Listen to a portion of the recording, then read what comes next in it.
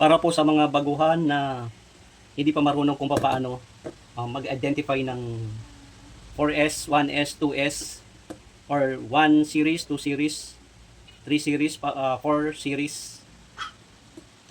Ito po panoorin nyo. Okay.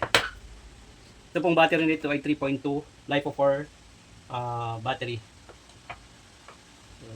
3.2 volts po siya. 5,000 mAh or 5 Ah. Yung 5,000 divide nyo lang 1,000 magiging AH na.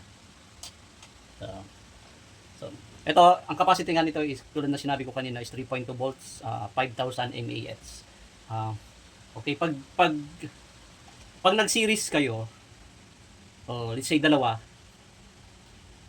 bali ito magiging 2S to. Magiging 2S to. Okay?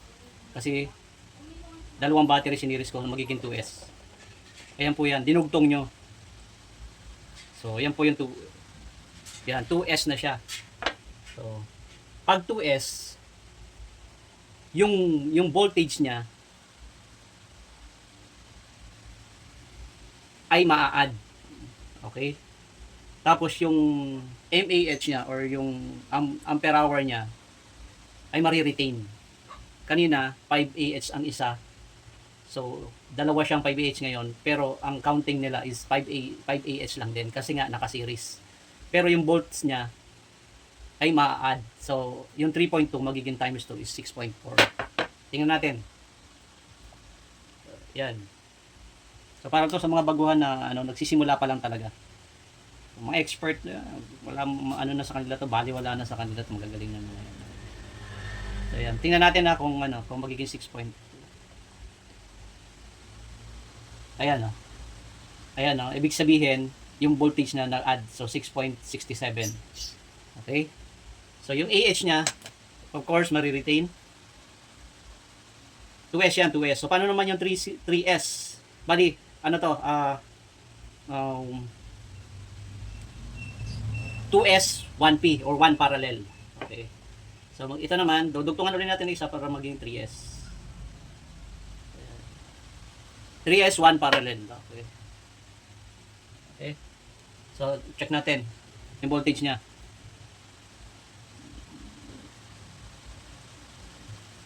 So, ngayon, 9.97 na ibig sabihin na add lahat ng yung 3 point something, kasi hindi naman eksaktong 3.2 eh. So, yung 3.3 po, sabihin natin 3.3 times 2 times 3. So, magiging 9.6, 9.9. So, yun yung voltage niya. Pero, still, yung niya, yung ampere hour niya is same lang. Hindi magbabago. So, pagdating naman sa 4S, ito naman, dudugtungan nyo lang. Ayan, 4S. So, yan yung 4S. 4S, 1 parallel. Okay. Ayan. So, tingnan natin ngayon yung voltage niya. So, 13.35. So, kung gusto nyo mag-build ng 12 volts, ito na yon, 4S yon. Okay? Kaya lang, ang capacity nito is 5 Ah lang. Kasi nga, 1 parallel lang siya. 1 parallel. So, paano naman mapapalaki yung yung ampere hour niya? So, gagawin yung 2 parallel. Okay? Kaya lang, this time, yung volts, hindi na 12 volts kasi 4 lang yung battery natin eh. So, paano yun? So, ganito yun. Tanggalin nyo lang yan. So, ito, 1 parallel, 2S to. Okay? So, 2S to, 1 parallel. So, para maging tumaas yung mAh niya or yung ampere hour niya, ipaparallel natin tong dalawang 2S. Ibig sabihin 2S pa rin siya. 2S, magiging 2 parallel na. Okay. So, tingnan natin ha.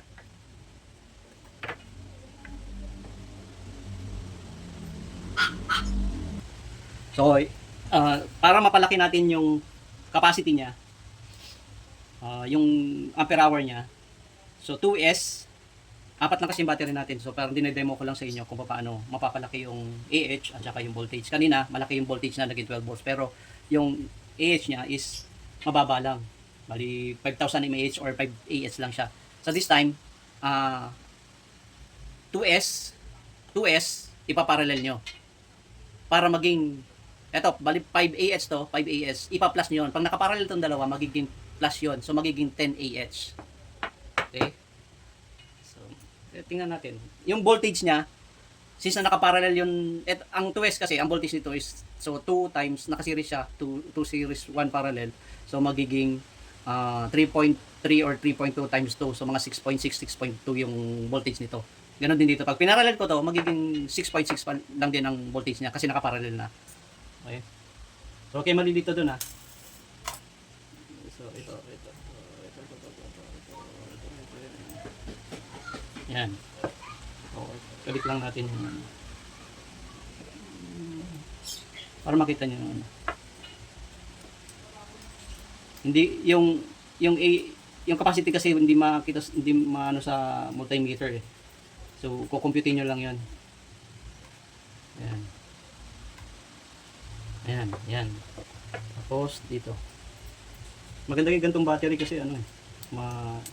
Madaling isalpak, hindi mo na kailangan hinangin. Basta mahigpit lang yung pagkakes tornilyo nyo kasi siyempre pag maluwag nagkukos ng spark yun eh. So yan.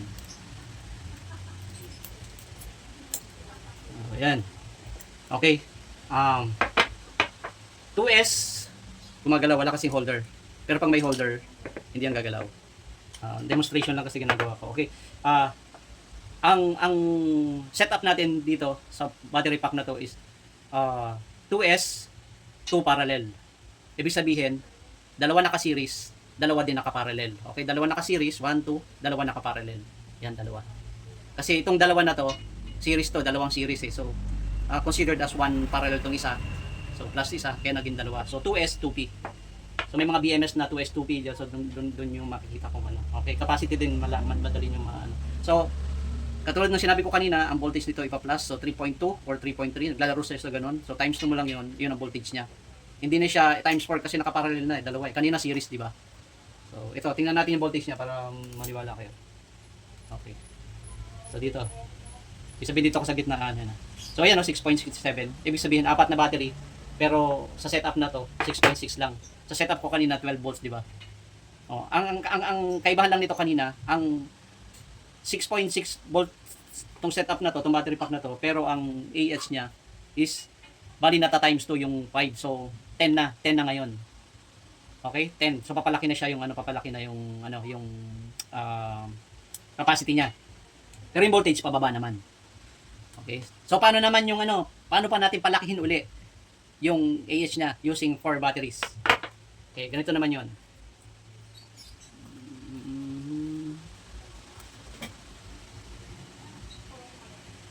So, ito. Palalakihin natin uli yung capacity niya. Pero syempre maliit lang yung voltage. So magiging 4P, bali 1S 4P. To. Bali 1 and 1 series lang to. 1 kasi 1 series kasi 1 battery lang eh. So ipaparallel lang natin to lahat. Okay? Yan. Yan, paparallel lang natin lahat yan. Tulad nito. Yan. Yan, parallel lang. Yan. So, okay? Ayan, parallel lang. Ibig sabihin, pinarallel ko lang. Ibig sabihin, pantay-pantay. Yung negative sa isang side, yung positive sa isang side. Okay, katulad yan. Yan. So, kabitan ko lang dito. Hindi ko na puputulin kasi demonstrate, pang-demonstrate lang. Ano pag na-perfect nyo yung pag set up ng ganito. Kahit napakalaki ng capacity ng kailangan 24 volts, madali lang gawin. Kaya na kahit 200 AH pa.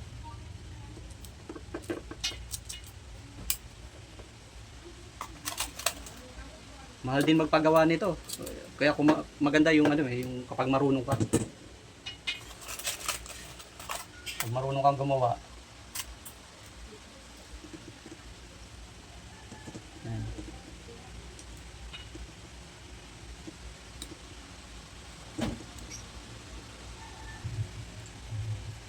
So, ayan. Ayan. 1 series, 4 parallel. Kasi apat yung nakaparallel. Okay?